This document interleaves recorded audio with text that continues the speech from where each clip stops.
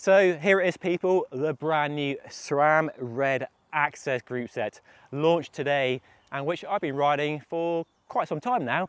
So today in this video I'll give you my first impressions and go through the changes and updates, of which there are many. But in a nutshell, it's lighter, we have greatly improved ergonomics, better brake performance, faster front shifting, and a host of refinements over the group set that launched back in 2019. It's still 12 speed as before, so not 13, 14 or 15. And we have a few new gearing options as well with a 1036 cassette, which I have on this bike. As well as the group set, Zip has also launched brand new tyres, which I've been riding as well, and a brand new Zip Aero handlebar. There's also a new Hammerhead Karoo 3 computer as well. So SRAM, the company, has been busy. And I've had all these new components built on to the brand new 51 Seeker frame set, which launched at Sea Otter Classic last month.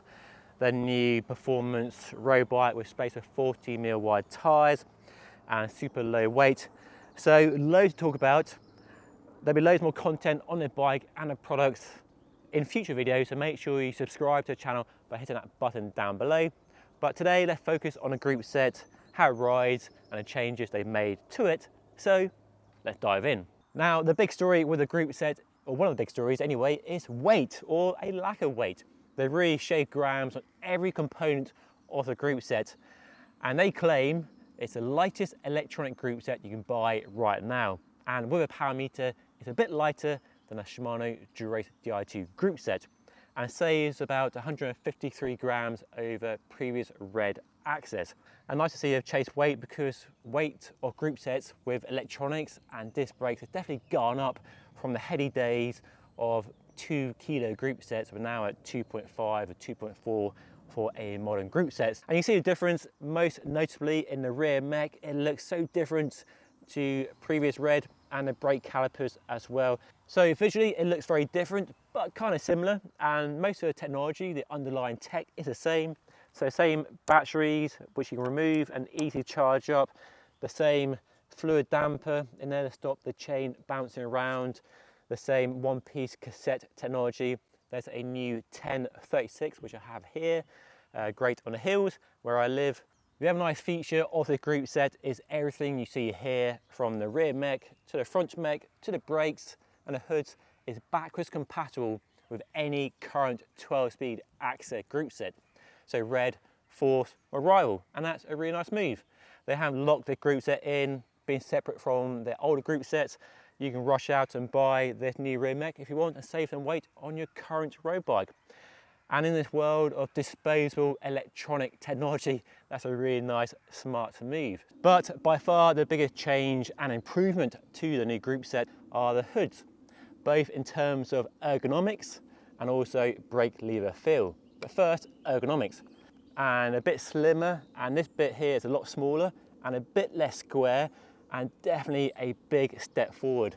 And the comfort these hoods provide is far greater than the original Red launched in 2019, and even the newer Force and Rival with the smaller, squarer hoods.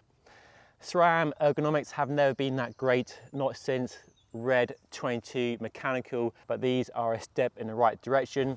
And side by side with Shimano Di2, which I consider the current class leader for ergonomics, are now on a par. There's very little to separate. And the other key change is the design of the brake lever opens up a lot more space between the brake lever and the bar.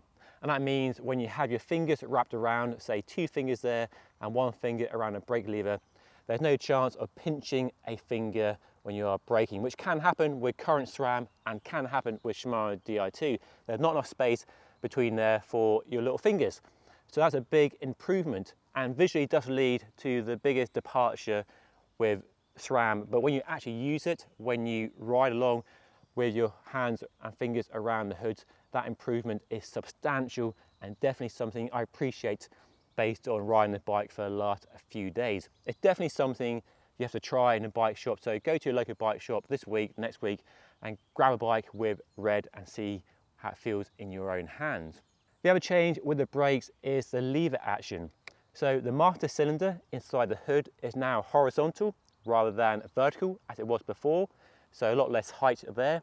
And it's also a push piston rather than a pull piston, and that results in a much lighter lever action, and the difference is amazing. It is a fantastic light lever action, way lighter than current SRAM, and as light and possibly even lighter than Shimano Di2. The way that feels is just phenomenal, and again, something you have to try in a bike shop when your local bike shop has it in stock, because when you try it for the first time, you will be blown away with how nice it feels. And out on the road, as I'll talk about later in the video, that difference is substantial. And in their press release, they quote some figures of 80% less force for one finger braking in the hoods, and 33% less when braking one finger in the drops. So a lot less force required to pull the brakes, and that just results in a much nicer action when you're braking, much nicer feel, and a much nicer experience when riding the bike through corners. There's more power as well. The brake calipers are now stiffer as well, being lighter. There's a new brake track on a disc brake rotor, so power is up. And we also now have extra shift buttons on the inside of the hoods, what they call bonus buttons, something Shimano have offered on Di2 at Ultegra and Duro's level for the last few years. Those buttons are on the top, but these buttons on the side are actually easier to operate when you have your hands wrapped around the hood. Use the knuckle of your thumb to press that button. And from the factory, these are configured to change gears on the rear mech, but you can configure how those buttons operate through the app as well, to customize what those buttons actually do. We also have a reach adjustment as before, but now with a rubber flap on the front, which you remove and place a tool inside there, so much easier. You don't have to pull back the hood, and there's also contact adjustment as well. So much easier adjustment for how the brake levers feel and how you need them set up. So they look extremely different to current Red and even Force and Rival, but the result when you ride them is a big improvement in control, comfort and ergonomics, and braking feel and power too. The levers, of course, are carbon fiber. We have a nice texture material on the buttons there, and as with any Access component, you can customize how it all works through the smartphone app as well. And while expensive, I can see a lot of people upgrading their Rival, Force and Red bikes with just the new hoods and the brakes, and getting most of the benefits of this new group set in terms of better braking performance and much improved ergonomics. Another big change with the group set is the front mech, and it's fair to say that over the years SRAM has copped a fair amount of flack for its front shifting performance when compared to Shimano, which is probably the benchmark. The shifting on that new 12-speed is just fantastic. Now, personally speaking, I've never really had an issue with SRAM front mech shifting. It's never let me down, never dropped the chain, but probably not as quick as Di2.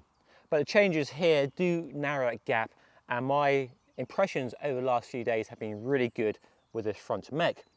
So the cage has been totally redesigned with the two plates closer together to minimize the delay in that cage pushing the chain onto the next chain ring. As a result of that narrower and stiffer cage, they've introduced auto trim for the first time with 3 levels of trim, just to ensure the chain doesn't rasp against the outer or inner cage in certain gear combinations.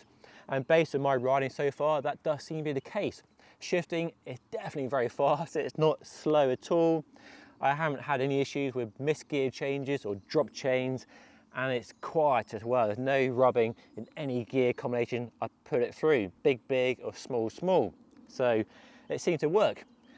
Also, setting up the front mech is different now, or easier should I say, with a new tool to guide the front mech into a precise place to take away the guesswork for a pro bike mechanic or the home bike mechanic as well. And as a further measure to improve stiffness, there's a small bracket, there's 3 different ones you can choose from that go behind the front mech and push up against the front mech hanger to ensure that the whole front mech is braced firmly against that hanger. And I can feel there's no flex in there at all. It's very stiff indeed, to help that precision and speed of shifting performance. Comparing shift speed is a tricky job, so here's a simple work stand test between SRAM Red and Shimano Ultegra Di2. Let me know what you think of the differences by leaving a comment down below. The chain set is essentially the same as the one launched back in 2019, a bit lighter, but still a one-piece design, which was controversial because essentially when you wear out a chain ring or a power meter fails, you replace the whole lot. But I questioned SRAM about this in the presentation they gave to media, and they said the number of people returning chain sets because they're worn out or failed for replacements was very, very low indeed. I guess that lack of big returns gave them the confidence to continue with the design, which is all about increasing stiffness to ensure that front shifting performance is as good as it possibly can be. Now, I don't own a bike with SRAM Red on it, so I haven't long-term tested that one-piece chain set. So let me know if you do own a bike with the group set and you've had any issues or concerns with that one-piece design, or whether it's been just fine by leaving a comment down below. There are some improvements at the brakes as well. The calipers, as you can see, have a lot of material removed to save weight, and they are much stiffer as well to improve braking performance. And the new Paceline rotors are also lighter with a smaller carrier in the middle there. And we have a new brake track, which is all aimed at improving brake performance. It is a bit of a shame there isn't any real improvement in the clearance between the brake pads and the rotors for times when you're riding in gritty conditions and it's all tinkling and scraping. But I've been riding in the dry and it's been just fine. But long-term testing will be interesting to see how that performance stacks up in more adverse conditions, which I think are arriving next week, as luck would have it.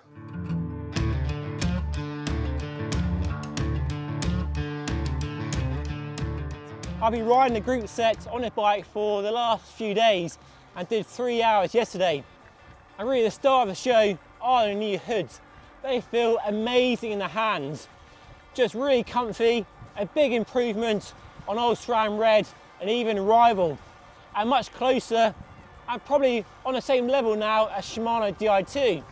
The knob, should we call it, for lack of a technical term, is still a bit square and chunky compared to Di2, not quite that smooth, round pebble shape, but a lot smaller, and the height is actually smaller or lower than Di2. But the other big benefit and improvement over even Di2 is the space created underneath the hood between the handlebar and the brake lever. Even with 3 fingers wrapped around the hood, I can one finger brake without pinching those fingers, which you definitely do on Di2 and current Red. And the benefit of that, if you're riding over rough roads or doing a very technical descent, you have a nice secure grip around the hood with 3 fingers and a thumb, and your finger is free to control the brake lever. So ergonomics, a big tick, a big improvement.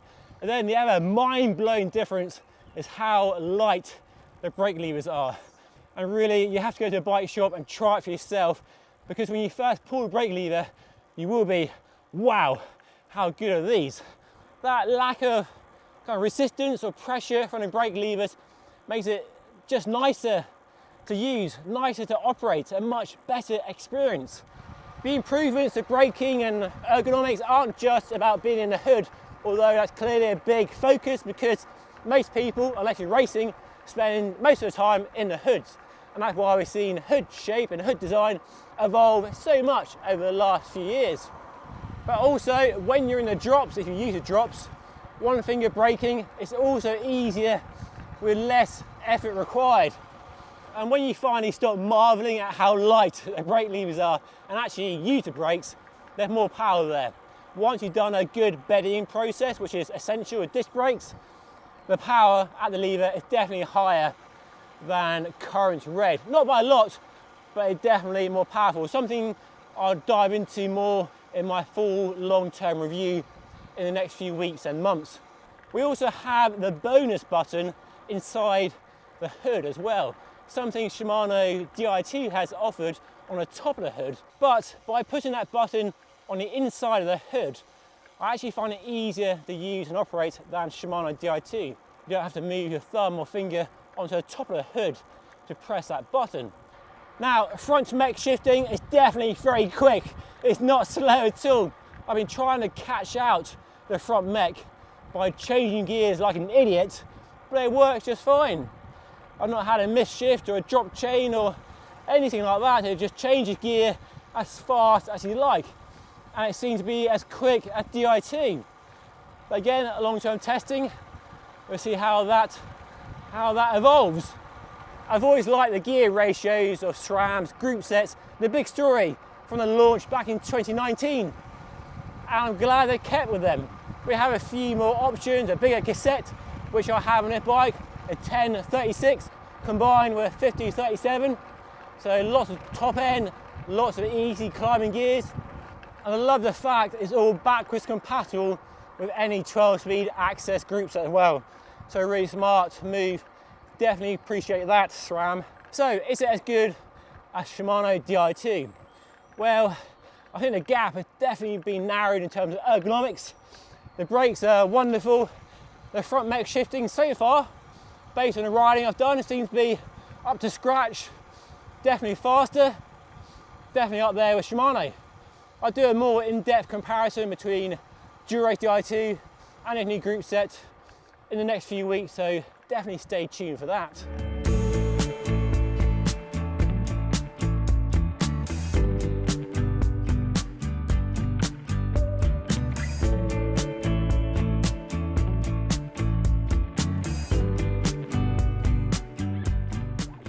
So first impressions are definitely very good indeed.